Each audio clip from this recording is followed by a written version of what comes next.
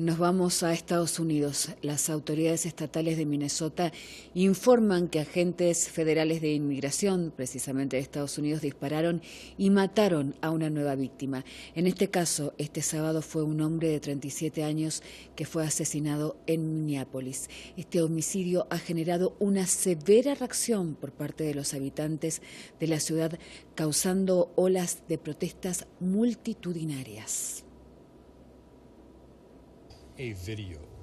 Acabo de ver un video de más de 6 agentes enmascarados golpeando a uno de nuestros electores y disparándole hasta la muerte. ¿Cuántos estadounidenses más deben morir o resultar gravemente heridos para que esta operación termine?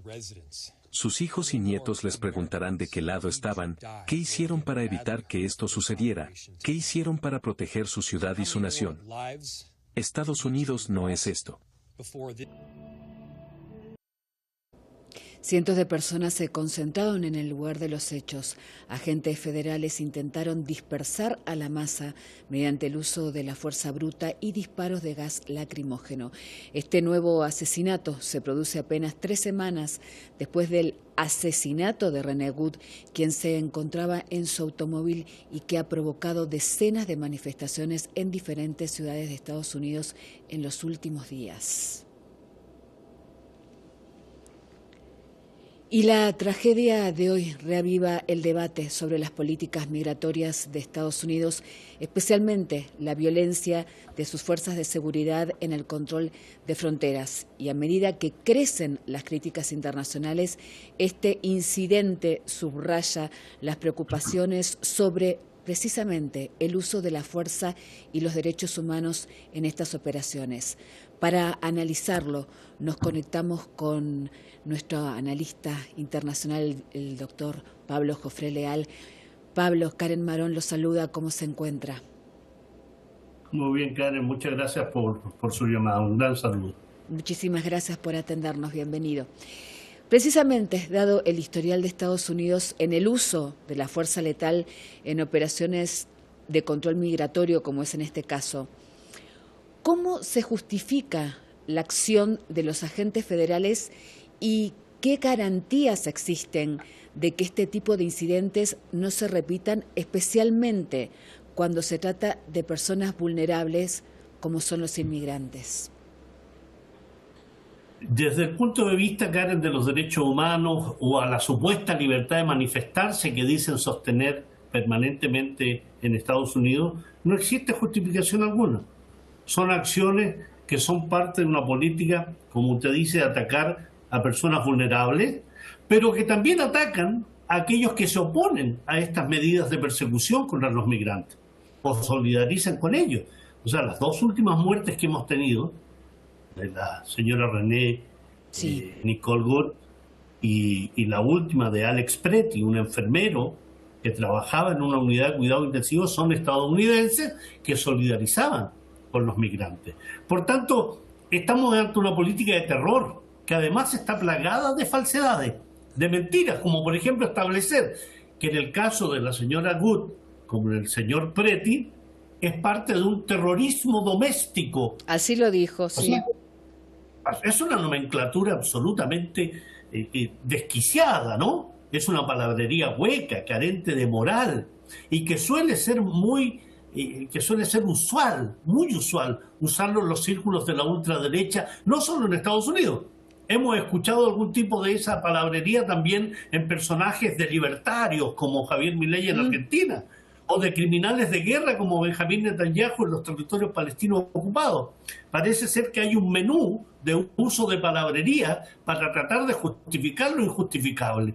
Esto es injustificable. Y ante ello, y tomando en cuenta la manera tiránica en que Trump administra Estados Unidos, no existe ninguna posibilidad de sostener que estos casos no vuelvan a ocurrir. Uno podría decir, ¿se va a detener estos casos? Difícilmente, porque está ICE, están estos agentes federales que tienen mano libre para hacer lo que le venga en gana, reprimiendo y justificando sus asesinatos bajo esta denominación de terrorismo doméstico o autodefensa.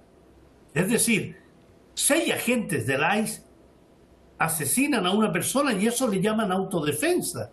Vamos a ver si las sociedades europeas o aquellos que desgarran vestiduras van a decir algo, o van a encender alguna vela, o algún monumento con los nombres de estos asesinados, como suelen hacerlo con otras sociedades, ¿no?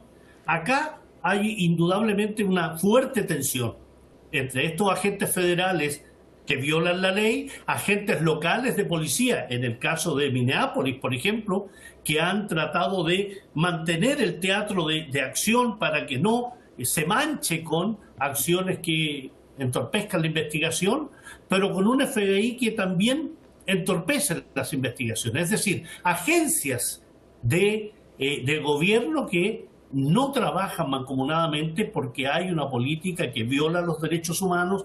Hay gobernadores, como en el caso de Tim Walz, que dice con claridad que aquí hay que hacer investigaciones independientes, que no creen en las agencias federales y por tanto no hay justificación, no hay garantías de que estos tipos de incidentes no se repitan, especialmente con los inmigrantes. Ese es un tema fundamental. Son además acciones cobardes, ¿no? Que atacan a quien no se puede defender porque tienen temor. Profesor, por eso, cuando usted estaba hablando, también el uso de la narrativa es sumamente importante. Por ejemplo, el de terrorismo doméstico.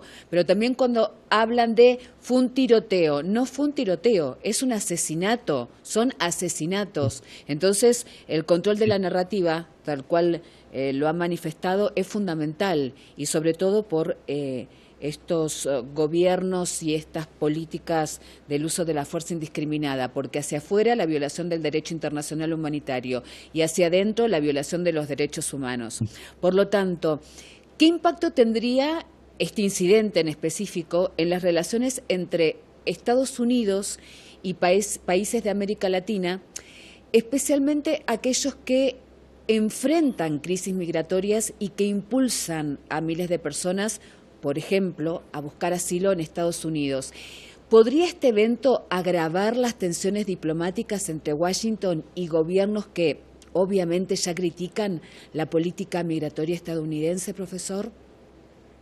Absolutamente, Karen, ¿no? Y permítame detenerme unos segundos en la narrativa. Qué importante lo que usted dice, porque esa narrativa de terrorismo doméstico se usa también en otros ámbitos. Así es. No hablan de secuestro del presidente de Venezuela, hablan de captura.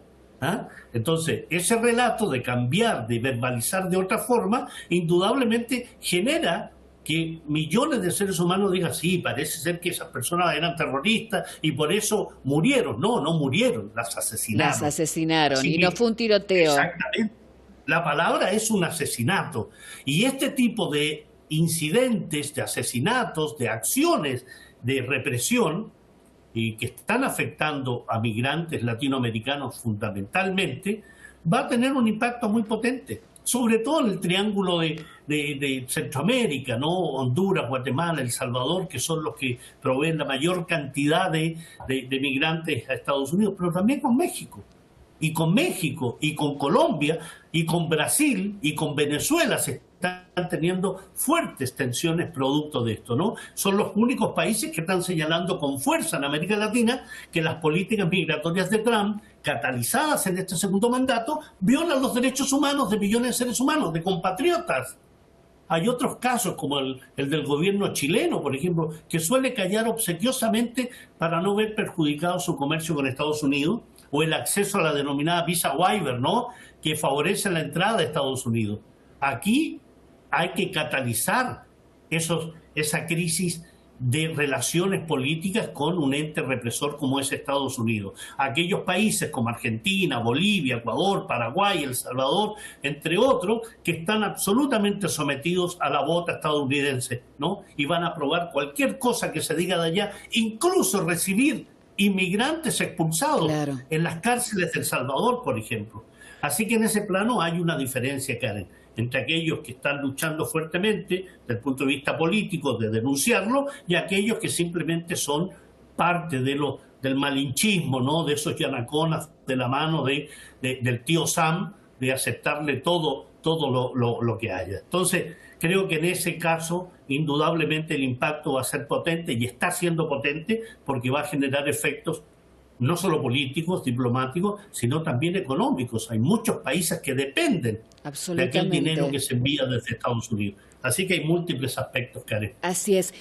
Profesor Pablo José Leal, como siempre, muchísimas gracias por su aporte, que es tan didáctico, como siempre le digo, y tan claro y contundente. Así que muchísimas gracias.